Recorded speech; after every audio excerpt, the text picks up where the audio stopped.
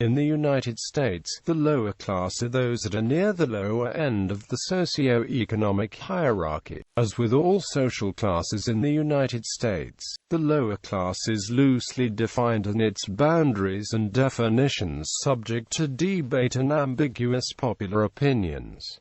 Sociologists such as W.Lloyd Warner, Gilbert and James Henslin divide the lower classes into two. The contemporary division used by Gilbert divides the lower class into the working poor and underclass. Service and low-rung manual laborers are commonly identified as being among the working poor. Those who do not participate in the labor force and rely on public assistance as the main source of income are commonly identified as members of the underclass. Overall, the term describes those in easily filled employment positions with little prestige or economic compensation who often lack a high school education and are to some extent disenfranchised from mainstream society. Estimates for how many households are members of this class vary with definition. According to Dennis Gilbert, roughly 1/4, 25%, of U.S. households were in the lower classes, 13% were members among the working poor while 12% were members of the underclass.